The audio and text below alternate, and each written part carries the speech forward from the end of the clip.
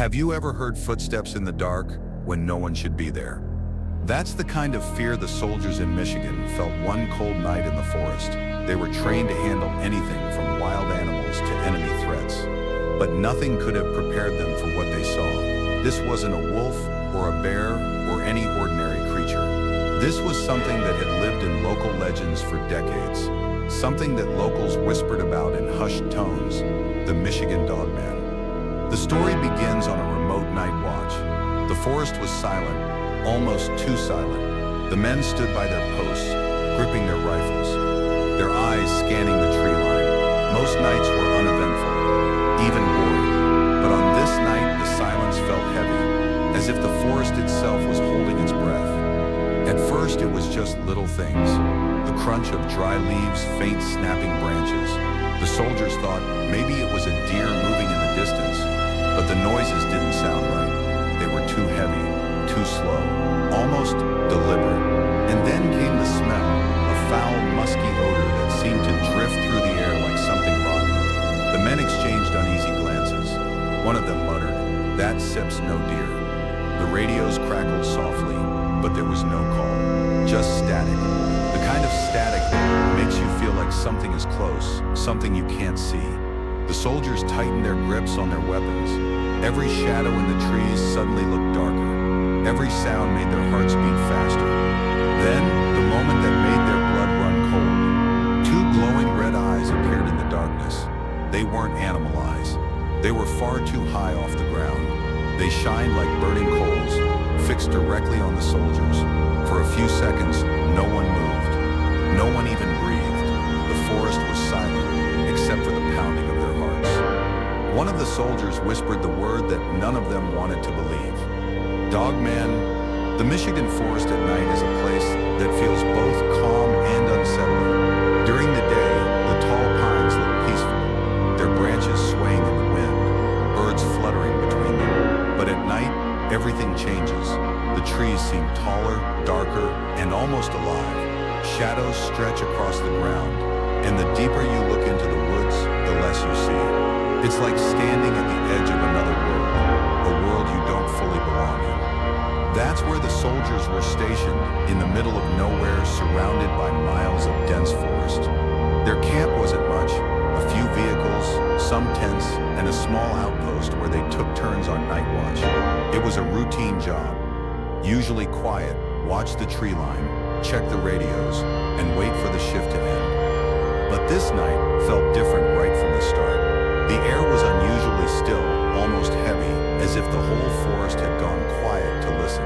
Even the insects, the crickets and buzzing mosquitoes that normally filled the night, were silent. One soldier later said it was the first time he noticed how loud silence could be. The men stood around the perimeter, rifles slung over their shoulders, their breath visible in the cold air. A few whispered to each other to stay awake, but most just stared into the woods, eyes adjusting to the darkness. The moon was bright, but not bright enough to cut through the endless rows of trees. The shadows seemed to swallow the light whole. Then came the first sound. It wasn't loud, just the faint crunch of dry leaves, but in the silence of that night, it sounded like thunder. One of the soldiers turned sharply, flashlight beams slicing through the trees, but nothing was there. The light revealed only branches and bushes swaying lightly, as if mocking them. He frowned, lowered the beam, and forced a laugh. "Probably just a deer," he muttered. The others agreed, but uneasily. They all knew what deer sounded like. This wasn't the quick, skittish movement of a deer darting away. These steps were slow, heavy, deliberate, like something big was moving just out of sight.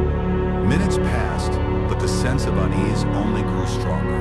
The smell came next, faint at first, then stronger, as if carried by the wind, a thick, musky odor, sour and unpleasant, the kind that made their noses wrinkle. It wasn't the smell of the forest or of wet leaves or even of an animal. It was heavier, almost like rotting meat mixed with wet fur. The men exchanged looks. One of them gagged slightly, covering his nose with a sleeve. "What the hell is that?" he asked quietly. No one answered. The radio crackled suddenly, breaking the silence. Static hissed, cutting in and out, but no voice came through, just noise. The soldier on radio duty tapped the side of the unit, frowning. Weird signals clear out here. Shouldn't be interference. He tried again, but the static grew louder, sharper, almost painful to the ears.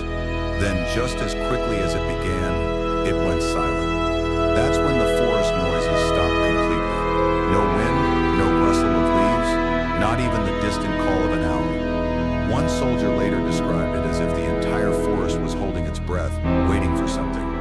And then, from deep in the woods, came the sound that froze them in place. A growl. It was low at first, almost like the rumble of thunder far away, but it grew louder, rolling through the trees, until it felt like it was vibrating in their chests. It wasn't a bear. It wasn't a wolf. The men had been trained in the wild. They knew those sounds. This was something else. Something far deeper, far more menacing. The soldier with the flashlight pointed it quickly toward the trees, his hand shaking. The beam caught something for a split second. A flash of movement, tall and upright, slipping between the trees. Too fast to identify, but tall enough to send a jolt of fear down his spine. He lowered the light immediately, breathing hard. "Something's out there," he whispered. The others tightened their grips on their weapons, every eye fixed on the tree line, every nerve in their body screaming that something was watching them. The silence dragged on for what felt like forever, and then two glowing red eyes appeared between the trees. At first, they thought it was a trick of the light, maybe the reflection of their own flashlights, but then the eyes blinked, slowly, deliberately. They were too high off the ground to belong to any normal animal, higher than a man's head, glowing like burning coals in the darkness, and they weren't moving. They were locked directly on the soldiers, unblinking, filled with a strange intelligence. One soldier stepped back, his boots crunching on the gravel. His hands trembled as he raised his rifle, though he wasn't set sure what good it would do. His voice was barely a whisper, but the others heard it clear as day. "That Sep's no animal." The growl came again, louder this time, rolling through the forest like a warning. The Michigan woods had many legends, many old stories passed down by locals. But in that moment, none of the soldiers were thinking about folklore or myths. They were thinking about survival. And they all knew one thing: whatever was watching them wasn't going to stay hidden for long.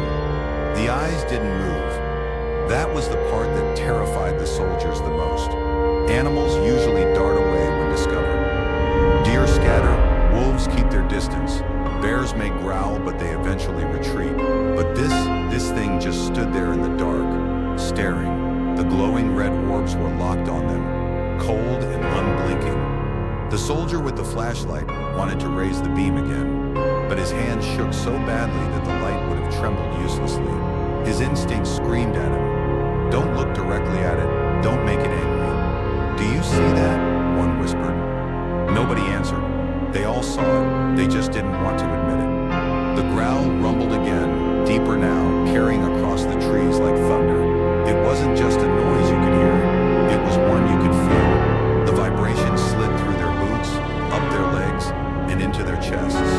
One soldier swore and rattled his teeth. And then came the sound that none of them would ever forget: footsteps. Not the light, cautious steps of a wild animal, not the uneven shuffling of a bear. No, these were heavy, deliberate footfalls, the kind you'd expect from a man in combat boots. But it wasn't a man. Each step sounded wrong. A crunch of leaves, then a pause, another crunch, a pause. It was walking upright, slowly, confidently. One soldier whispered, "It's Sep's walking on two legs." The words sent a chill through everyone. Wolves don't walk on two legs. Bears can, but not like this, not with that steady rhythm. This was something else, something closer to human but not human. The smell grew stronger too, that same musky, rotten stench like wet fur left to decay. It clung to the air, sinking into their throats, making one of the men gag. The foul odor was so thick, it felt like it was wrapping around them, tightening the fear in their stomachs. Then, out of the darkness, came the first clear glimpse. The creature stepped forward, just enough for the moonlight to brush over its form. It was tall, too tall, well over 7 feet, its head nearly brushing the low branches,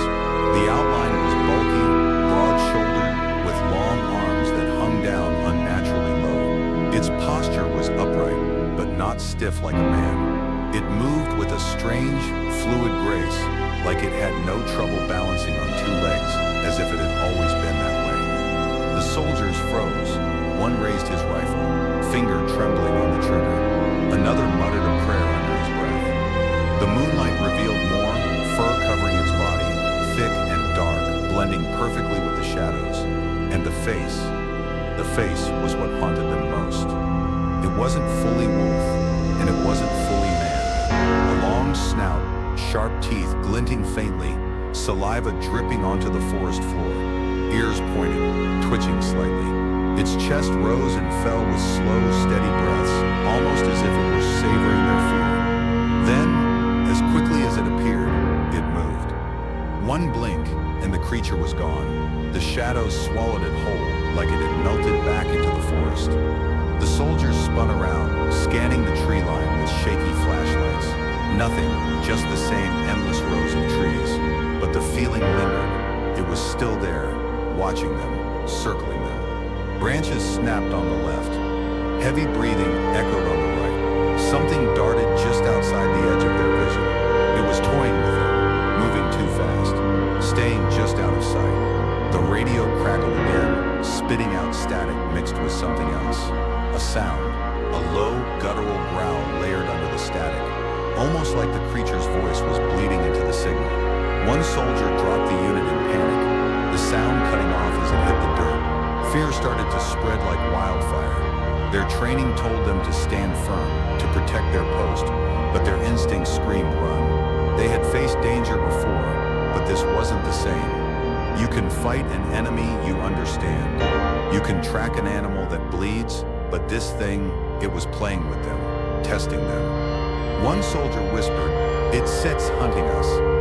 As if answering his words, the growl returned. Closer this time, much closer. The glowing red eyes appeared again, but now there were more of them. 2, 4, 6. The men froze. Were there more creatures, or was it the same one, moving impossibly fast? The eyes blinked in different places, vanishing and reappearing, weaving through the trees like fireflies made of blood-red flame. The fear turned into panic. Rifles were raised, fingers hovering on triggers, breaths coming fast and shallow. One soldier whispered, "Orders," but none came. Their leader was just as frozen as the rest. Then from the darkness came the howl.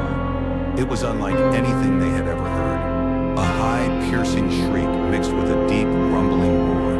It split the night in two, echoing through the forest, so loud that some of the men clutched their helmets as if the sound itself could shatter their skulls. The howl carried on, stretching for what felt like forever, before dying into silence. And then came the worst part. The silence didn't feel empty anymore. It felt full, heavy, as if the whole forest had shifted around them, closing in. They knew the creature wasn't gone. They knew it was still there, just out of sight, waiting for the right moment. One soldier muttered, "We shouldn't be here. This isn't our fight." But it was too late. The Michigan Dogman had already found them. The soldiers stood frozen, rifles trembling in their hands, eyes darting back and forth across the tree line. The air was heavy, thick with fear, as if the forest itself had shifted into something hostile. Every sound, every crunch of leaves, every snap of a branch felt sharper, louder, too close. And then it happened.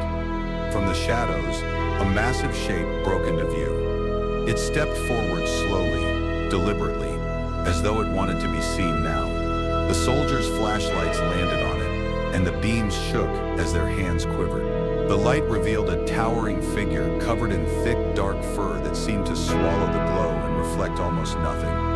It was huge, 8 feet, maybe more, its body broad-shouldered and powerful, with arms long enough to hang past its knees. Its legs were bent slightly, but even then it dwarfed any man in the group. The creature's chest rose and fell slowly, each breath sounding like a low growl, rumbling deep within its throat. But its face was what froze their blood. The muzzle was long, lined with razor-sharp teeth that glistened with saliva. Its ears were pointed, twitching, catching every noise. And its eyes, those terrible glowing eyes, burned bright red like coals in a fire, unblinking, locked onto the soldiers with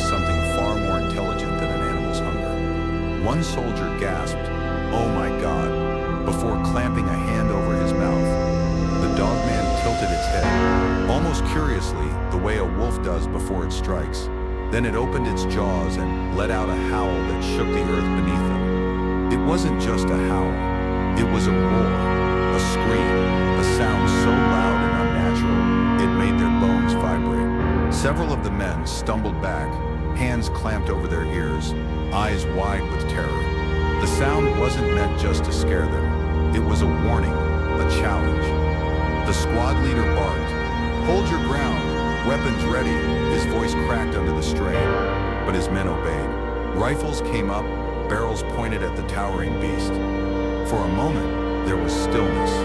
The dogman's growl lowered into a deep rumble, a sound that rolled through the forest like thunder. Its muscles tensed, claws digging into the dirt.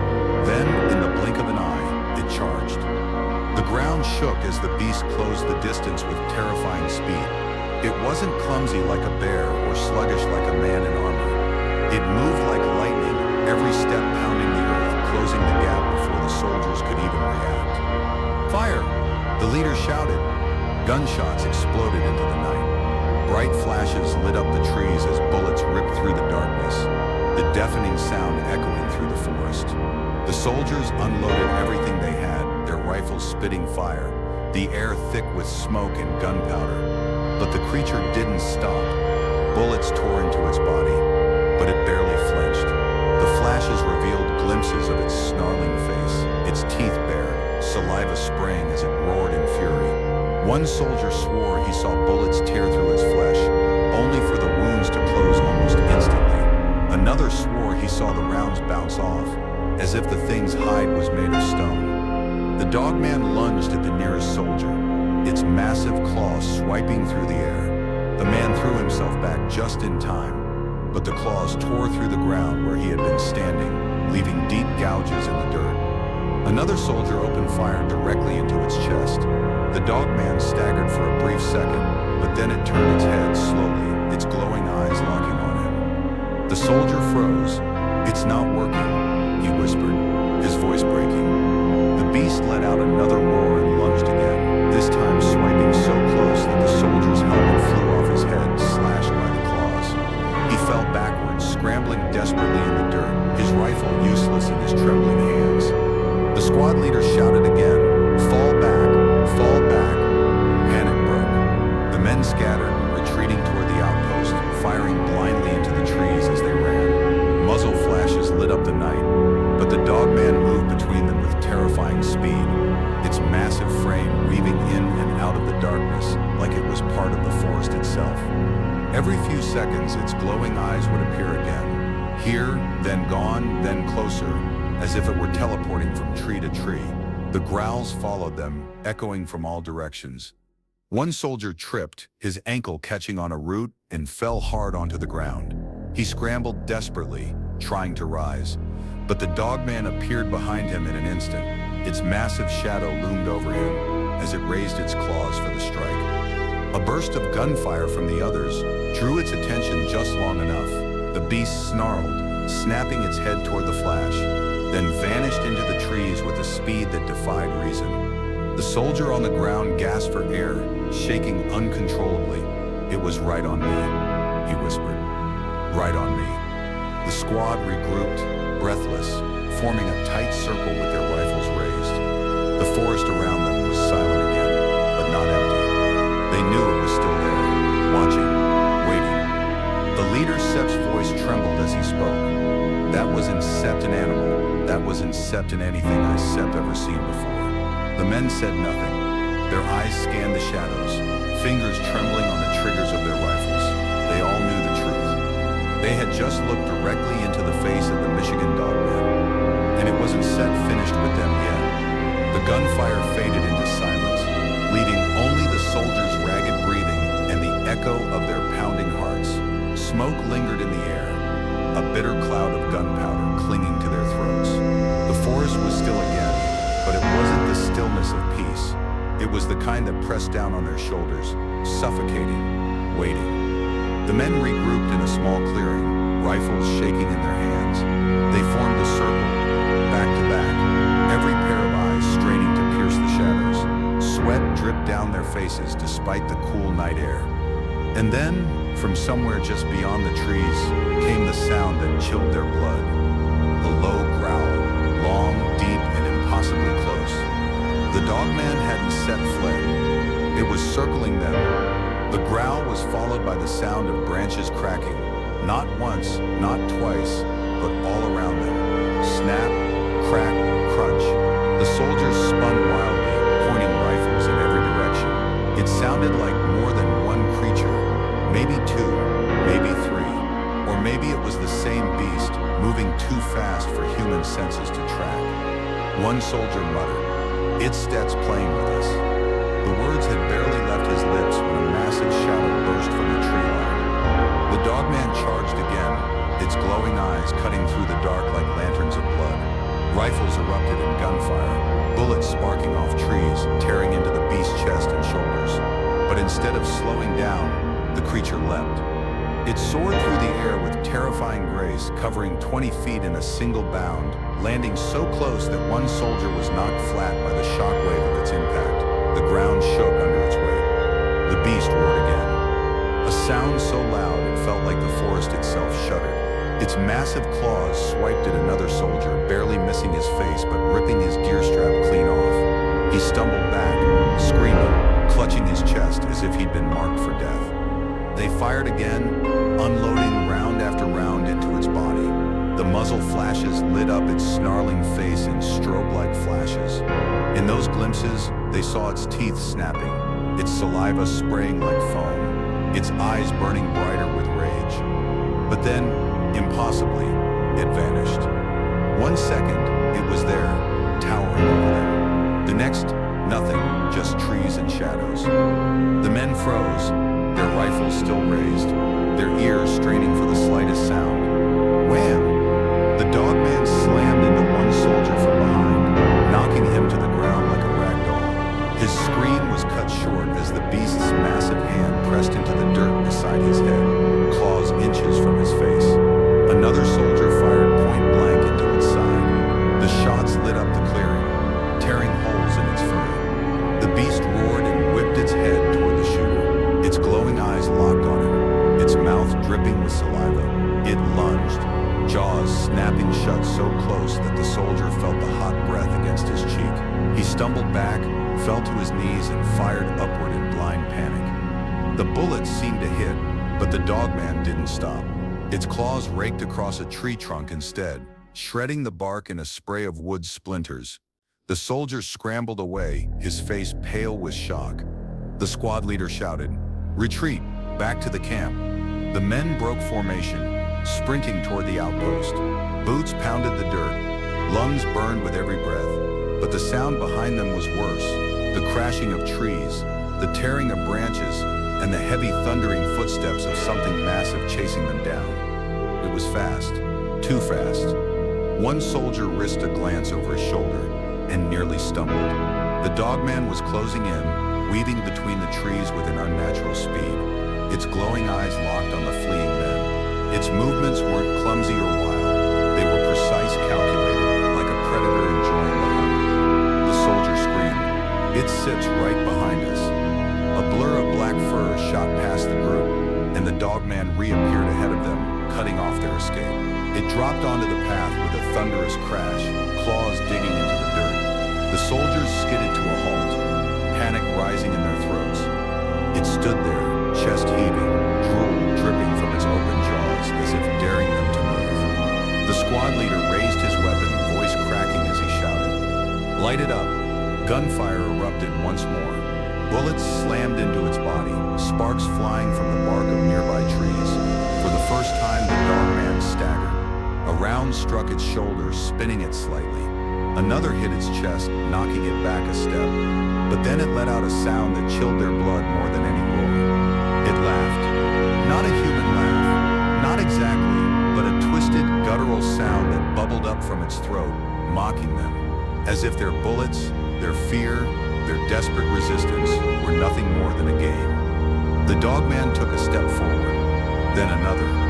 The ground shook under its weight. One soldier broke. He turned and ran blindly into the forest. The squad shouted after him, but it was too late. The dogman vanished from their sight in a blur. Seconds later, the man's scream ripped through the night, echoing long and high before cutting off suddenly. The soldiers froze, their stomachs dropping.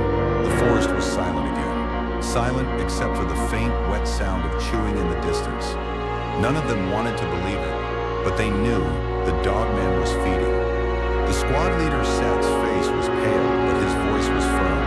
We move now, or we die here. The men nodded, their eyes wide, their bodies trembling. They were soldiers trained to face death, but nothing in their training had prepared them for this. The dogman wasn't just an enemy. It wasn't just an animal. It was something older, something darker, something that didn't fear bullets, didn't fear men, didn't fear anything at all. And it wasn't done with them yet. The forest swallowed the soldiers in a suffocating darkness as they stumbled forward, desperate to escape. Their boots crunched on leaves and snapped branches underfoot, each sound echoing far too loud in the night. None of them dared to speak, but they didn't have to. The terror in their eyes told the same story. The dogman was still out there. The squad leader forced his voice out in a hushed tone. Stay together. Don't set. Stop moving. But his words did little to calm the men. Every step they took felt heavier. Every shadow stretched too long. Every breath carried the weight of death hanging over them. Behind them, the woods whispered. A twig snapped. A low growl rolled through the air like thunder. And then came silence. The soldiers froze mid-step, guns raised, hearts pounding. One whispered, "It's Seb's following us." The squad leader's jaw tightened. He didn't answer, because deep down he knew the truth. The dogman wasn't just following them, it was hurting them, driving them where it wanted. Suddenly, a scream ripped through the night. One of the soldiers stumbled and collapsed, clutching his leg. His boot was caught in a tangle of roots. He yanked and twisted, panic in his eyes, but the roots held him fast. "Help me," he shouted. Two men rushed to his side, tugging at his trapped boot, while the others kept their rifles pointed into the darkness. Their breaths came in shallow gasps, eyes darting side to side. Then it came, a blur of black fur faster than their eyes could follow. The dogman burst from the tree line with a roar that shook the forest. Its claws swept across the ground, narrowly missing the trapped soldier, but shredding the earth beside him. Gunfire exploded. Bullets tore into the beast's flank, sending tufts of fur flying. But it didn't stop. It lunged again, jaws wide, saliva spraying. The soldiers fired wildly, the muzzle flashes lighting up its face in terrible flashes. "Go! Run!" the squad leader bellowed. With one last desperate yank, the trapped soldier ripped his foot free, leaving his boot behind. Barely upright, he sprinted with the others, limping through the underbrush.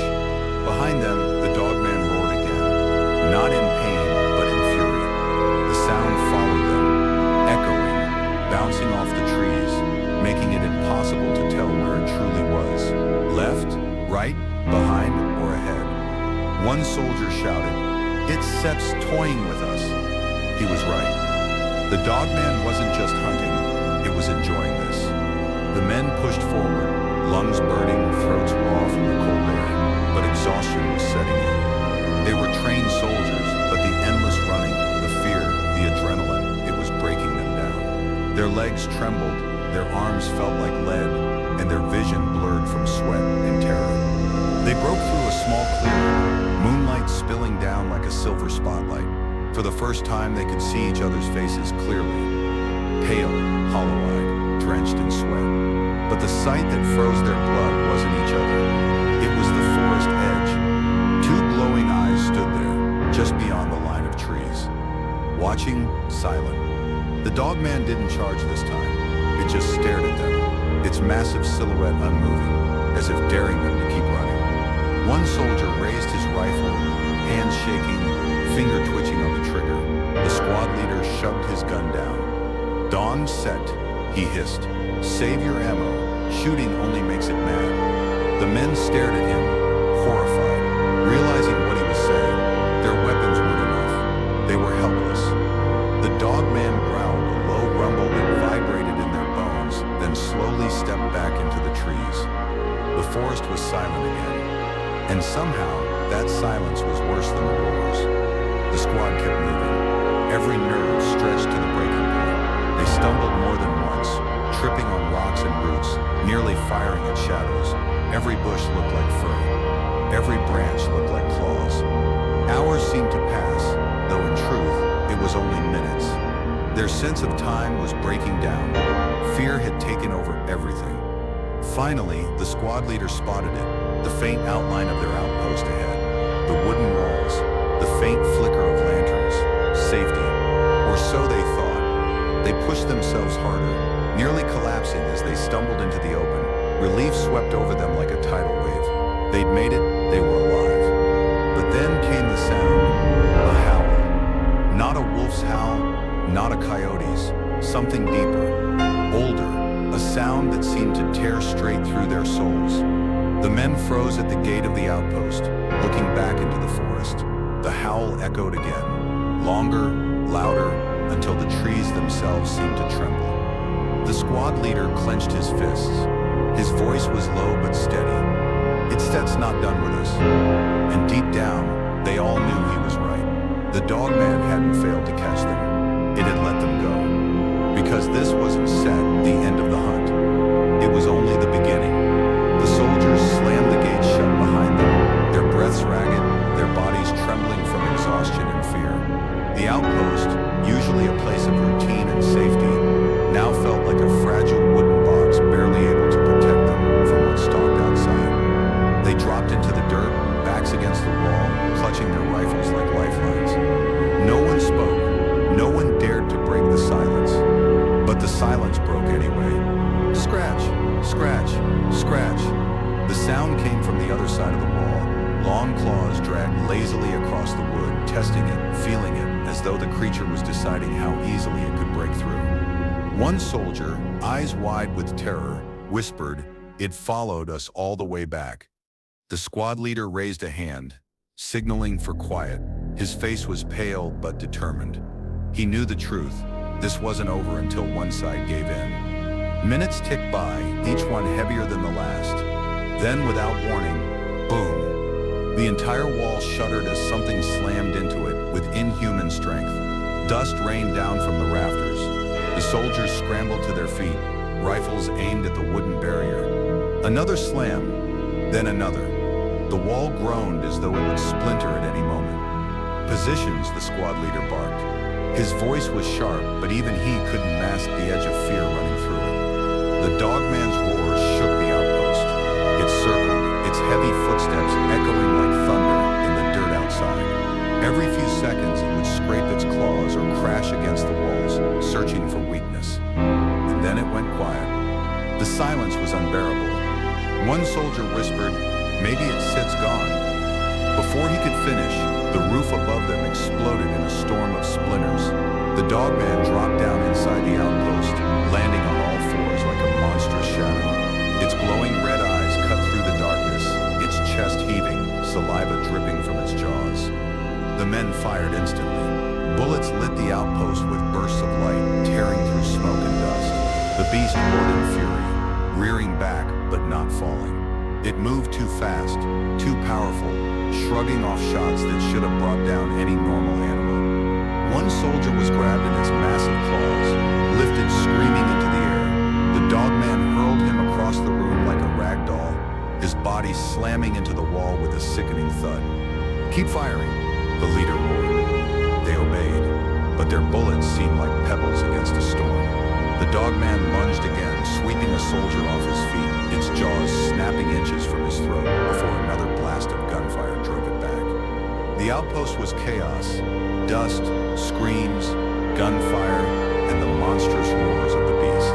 The walls shook as it thrashed, claw marks carving deep into the wood. The squad leader's mind raced. They couldn't kill it with brute force. If they kept this up, they'd all die here. They needed a plan. His eyes darted to the lanterns hanging along the walls. The only light in the outpost. Oil lamps. Flammable. "Lanterns!" he shouted. "Bring it down." The soldiers understood immediately. One of them ripped a lantern from its hook and hurled it at the Dogman. The glass shattered, and flames burst across its fur. The beast roared in rage, thrashing wildly as fire clung to its body. It slammed against the walls, setting wood and debris ablaze. Smoke filled the air, choking the soldiers. But they didn't stop. Another lantern flew, then another. The Dogman howled, its massive form writhing in the firelight. Its glowing eyes burned brighter than ever, locked onto the men with hatred and fury. But even as the flames spread, it didn't fall. It didn't run. It charged. The soldiers opened fire one last time, their weapons screaming in unison. Muzzle flashes lit the inferno as the beast barreled forward. The impact shook the entire outpost. Then, silence. The Dogman vanished into the smoke and fire. The roof groaned, beams cracking, the outpost beginning to collapse under the chaos. "Out! Everybody out!" the leader shouted. The men staggered into the night, coughing, their eyes stinging from smoke. Behind them, the outpost blazed like a funeral pyre, flames reaching high into the trees. They stood together, weapons raised, waiting for the beast to emerge from the fire.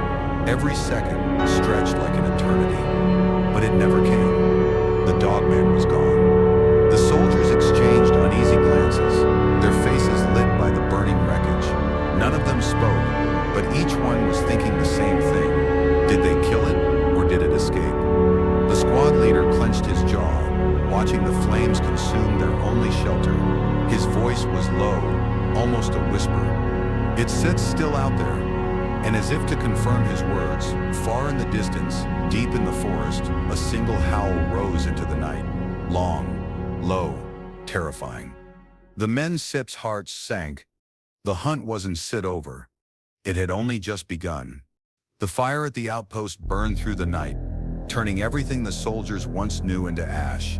By morning, nothing was left but blackened beams, collapsed walls, and smoke curling into the pale sky. The men stood in silence, their bodies trembling with exhaustion, their eyes hollow from what they had survived.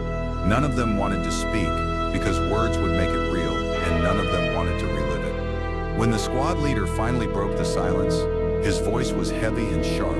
He told them no one outside the group could ever know what truly happened. To the world, it would be a wild animal attack, a bear, wolves, anything but the truth. The men nodded, though uneasily. They knew why. If they told the real story, no one would believe them. Worse, their own superiors might silence them to keep the truth buried. So they swallowed their terror, locked it inside, and marched away from the ruins of their post. But they carried it with them. Every soldier, deep in his heart, knew the truth. The Dogman was real, and it had chosen to let them live. Days later, their official report was written. It said the outpost was destroyed by a predator attack and fire. No details, no proof, just another closed file in a drawer. But when the soldiers returned to civilian life, the memories refused to leave. Some woke up screaming at night. Others drowned their fear in alcohol. One admitted to a friend years later that the worst part wasn't being hunted. It was realizing the Dogman was smarter than them, that it had played with them like prey. That thought haunted him more than the red eyes. Meanwhile, whispers began spreading in nearby towns. Farmers spoke of hearing strange howls that didn't sound like any wolf. Hunters claimed they found claw marks too deep to be natural. People swore they caught glimpses of a tall, shadowy figure watching them from the tree line. For years, locals had told stories of the Dogman, but after that night, the stories grew sharper, darker. Rumors spread that soldiers had once faced it and barely survived. Some believed the government knew and covered it up. Some said the files were locked away, evidence destroyed. The soldiers never came together again. After that mission, they drifted apart, each carrying the curse of memory alone. A few wrote down their stories in hidden journals, though no one knows if those writings were ever found. One man returned years later to the clearing where the outpost had stood. By then, the forest had reclaimed it, trees rising where the fire had raged. But he swore the place felt wrong, as if the ground itself remembered. He left quickly and never came back. Over time, the encounter became legend. Parents warned their children not to stray too far into the woods. Hunters kept an extra eye on the tree line. Every howl in the distance, every set of glowing eyes caught in a flashlight, every strange disappearance only fed the tale. The Dogman was no longer just a story to scare kids. It was a warning. Even today, people claim to see it in Michigan. Hikers talk about feeling watched, about hearing growls when the moon is high. Hunters whisper about finding tracks that look human, but far too large, and about how those tracks suddenly vanish, as if the creature walked upright and disappeared. Stories pass from mouth to mouth, and though skeptics laugh, the fear remains. The legend endures because fear is stronger than truth. Fear doesn't die, it spreads, it lingers, it waits, and somewhere in the deep woods, beyond the reach of light, the Dogman still roams. It does not vanish. It does not forget. It waits patiently for the next unlucky soul to step into its hunting ground. And when it comes, the victim will know the same terror the soldiers felt, the same hopeless truth. It isn't set just a story. It sets real,